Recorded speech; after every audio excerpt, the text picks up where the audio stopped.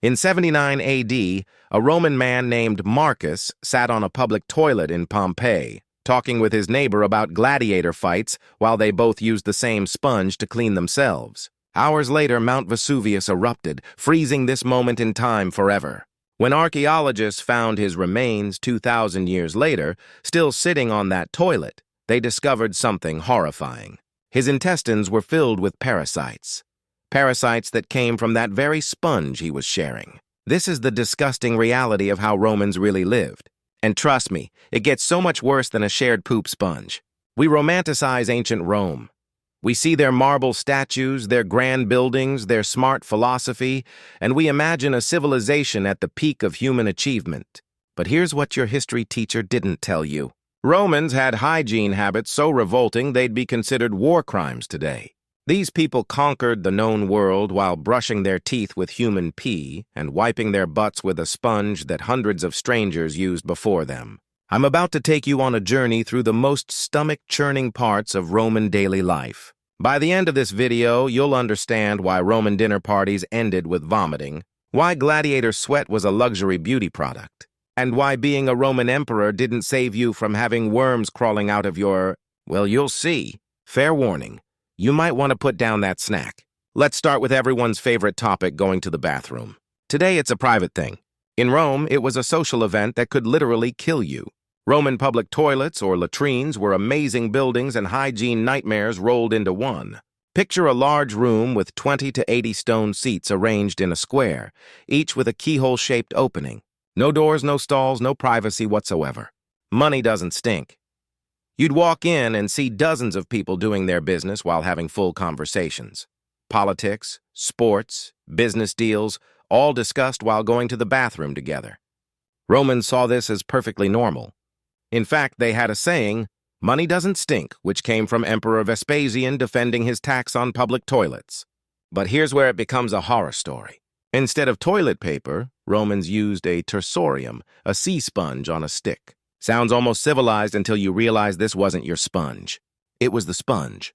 One sponge for everyone. After use, you'd dip it in a gutter of running water if you were lucky, or a bucket of water mixed with vinegar or salt water if you weren't. Then you'd place it back for the next person. Let me paint you a picture. It's a busy day at the Circus Maximus. Thousands of people need to use the bathrooms. That sponge has been used by hundreds of people. The water is murky.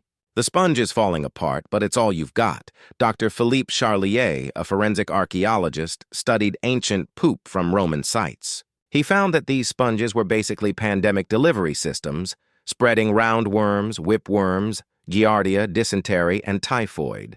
But parasites were the least of your worries. Roman toilets were built over sewer systems where methane gas built up. Sometimes this gas would catch fire. Imagine sitting there minding your own business when suddenly flames shoot up from below. Romans were so terrified of this they painted images of Fortuna, the goddess of luck, on toilet walls. Some carried good luck charms specifically for toilet visits. The historian Ammianus Marcellinus recorded several deaths from toilet explosions. One senator was reportedly launched off his seat by a methane blast and died from his injuries. Not all Romans suffered equally. The wealthy had private toilets in their homes, basically a wooden seat over a pot that slaves would empty. Emperor Claudius was so worried about toilet assassinations, a real thing, that he had guards check his private latrine before each use. The poor? They used chamber pots and threw the contents out their windows with a shout of "Gardez-l'eau," meaning, "Watch out for the water." Walking under windows in Rome was a dangerous activity. Now let's talk about Rome's most valuable liquid. And no, it wasn't wine. Romans were absolutely obsessed with urine. They had an entire economy built around human pee. I'm not exaggerating. There were urine dealers, urine quality inspectors, and even urine experts who could tell you which region produced the best pee for specific purposes. On street corners throughout Rome, you'd find large clay pots called dolia curta. These had one purpose: collecting urine from passers-by. Signs encouraged people to contribute, sometimes with crude humor. Hic non est sed meter. This isn't it, but pee here anyway. Professional urine collectors called phollones would make rounds collecting these pots. They'd take the urine to processing facilities where it was aged like fine wine. Fresh urine was worthless. It needed to ferment until it turned into ammonia. Not all urine was created equal. Portuguese urine commanded premium prices because the Iberian diet, high in certain herbs, produced urine with superior ammonia content. Roman poet Catullus mocked a Spaniard named Ignatius for his white teeth, writing, "Ignatius, because he has snow-white teeth, smiles constantly." In the country of Spain, what each man pisses, he's used to brushing his teeth and red gums with every morning. So the fact that your teeth are so polished just shows you're more full of piss. Romans used urine for mouthwash and toothpaste. They'd swish it around their mouths every morning. The ammonia did kill bacteria and whiten teeth, but at what cost? Togas were soaked in aged urine to remove stains. Slaves would literally stomp on clothes in tubs of pee like making wine, but infinitely worse. Physicians prescribed urine for everything from headaches to cancer. They'd examine its color, smell, and yes, taste to diagnose illnesses. Animal hides were soaked in urine to soften them. That expensive leather couch Romans lounged on? Pee-soaked. Mixed with certain plants, urine created blonde dyes. Roman women desperate to look Germanic would regularly wash their hair in pee. Being a fullo, urine processor, was one of the worst jobs in Rome. They spent their days knee-deep in fermenting urine, their skin permanently stained yellow, their sense of smell destroyed. Many developed severe breathing problems from ammonia exposure, yet they were essential. When Emperor Vespasian placed a tax on urine collection, there were riots. His son Titus complained about taxing something so disgusting. Vespasian held up a gold coin and said, "Does this smell?" Thus, the phrase, pecunia non olet, money doesn't stink. But wait, you might say, Romans had elaborate bathhouses. Surely those were clean. Oh, sweet summer child. Roman baths were basically human soup kitchens where diseases were the main course. Let's start with basic math. The baths of Caracalla could hold 1,600 bathers. The baths of Diocletian, 3,000. Now, how often do you think they changed the water?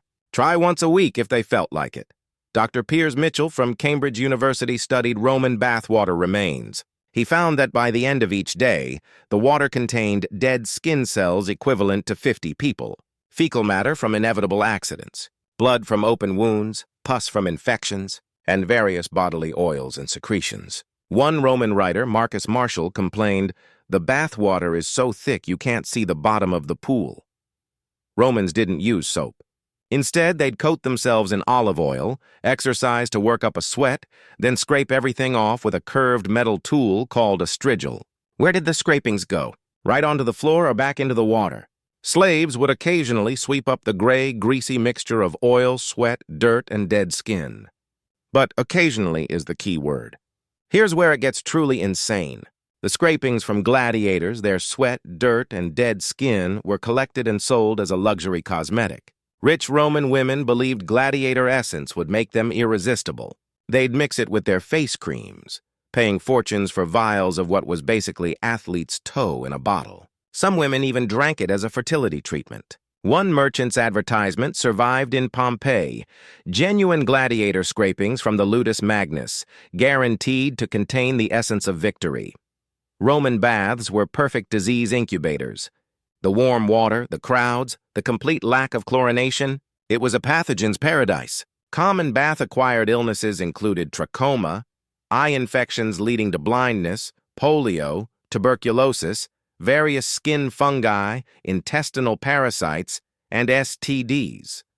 Yes, people had sex in the baths. One study of Roman skeletons showed that people who lived near bathhouses had significantly higher rates of bone infections and parasites than those who didn't. Despite the health risks, avoiding the baths was social suicide. Emperors who didn't bathe publicly were considered tyrants. When Hadrian tried to introduce separate bathing hours for men and women for moral reasons, he was nearly overthrown. The philosopher Seneca, who lived above a bathhouse, wrote, "The noise is unbearable. The grunting of men exercising, the slap of massages, the splash of divers, the shouts of sausage sellers, and worst of all, the armpit hair pluckers advertising their services with shrill cries." When Romans inevitably got sick from their hygiene habits, the cures were often deadlier than the diseases. Roman medicine was a mix of Greek knowledge, superstition, and pure sadism. Many doctors were Greek slaves with questionable training.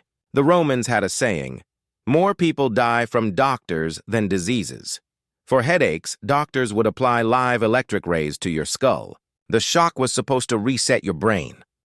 Drilling holes in skulls to release evil spirits was common. Surprisingly, some patients survived, as evidenced by healed bone around the holes. Gladiator blood was prescribed for epilepsy. Fresh, warm, straight from the arena. Patients would rush to fallen gladiators and drink directly from their wounds. Crocodile dung mixed with chalk was applied as a face mask for clear skin. The dung was imported from Egypt at enormous cost. Ground mouse brains mixed with honey served as toothpaste. Because apparently urine wasn't disgusting enough. Romans loved lead like we love smartphones. It was everywhere and slowly killing them. They used lead for water pipes. The word plumbing comes from the Latin for lead, plumbum, cooking pots, wine sweetener, lead acetate called sugar of lead, face makeup, hair dyes, and medicine. The result? Widespread lead poisoning causing infertility, brain damage, violent mood swings, hallucinations, and death. Some historians believe lead poisoning contributed to the madness of emperors like Caligula and Nero. Their erratic behavior might have been chronic lead exposure. Roman surgery was performed without anesthesia beyond some wine or opium if you were lucky. Surgeons' tools have been found that look more like torture devices: bone saws, skull drills, speculums that could dislocate jaws, cauterizing irons, and hooks for removing arrowheads or eyeballs. The survival rate for major surgery was about 20%. Most patients died from shock, blood loss, or infection. You'd think eating would be the one safe activity, right? Wrong. Roman dining was a biohazard buffet. First, let's clear something up. Vomitoriums weren't rooms for vomiting. They were passages in amphitheaters. But Romans did vomit at dinner parties a lot. Wealthy Romans would feast for hours, eating until they were sick, then taking emetics to vomit so they could eat more. Seneca wrote, "They vomit to eat and eat to vomit." Special slaves called vomit collectors stood by with bowls. Missing the bowl was considered bad manners. Every Roman meal featured garum, a sauce made from fermented fish guts. The production process was so foul it was illegal to make it within city limits. Here's the recipe. Take fish intestines, blood, and heads. Layer with salt in clay pots. Leave in the sun for several months. Strain the putrid liquid. Serve on everything. The smell was indescribable. Pliny the Elder called it that exceedingly putrid liquid, yet Romans were addicted to it like we are to ketchup. Roman feasts featured dormice stuffed with pork and pine nuts, flamingo tongues, peacock brains, camel heels, jellyfish omelets, sow's wombs, and stuffed udders. But the ultimate delicacy? Silphium, a plant so popular as a contraceptive and seasoning that Romans ate it to extinction. The last stalk was given to Emperor Nero, who ate it in one sitting. Emperor Claudius died at a dinner party, possibly poisoned by mushrooms. Emperor Caracalla would serve enemies dishes that looked normal but contained slow-acting poisons, then bet on who would die first. The famous dinner of Trimalchio, described by Petronius, featured a whole roasted boar that, when carved, released live birds that flew around the room, defecating on guests. This was considered the height of sophistication. Despite their engineering marvels, Romans were walking parasite hotels. Dr. Piers Mitchell's groundbreaking study of Roman-era human remains revealed that 90% had intestinal parasites. The average Roman had 3 to 4 different species of worms. Parasite loads were higher during the Roman Empire than in the Bronze Age. Their advanced hygiene actually made things worse. Ascaris roundworm could grow up to 14 inches long and lived in your intestines. Females laid 200,000 eggs daily. Sometimes worms would crawl out of people's noses or mouths during sleep.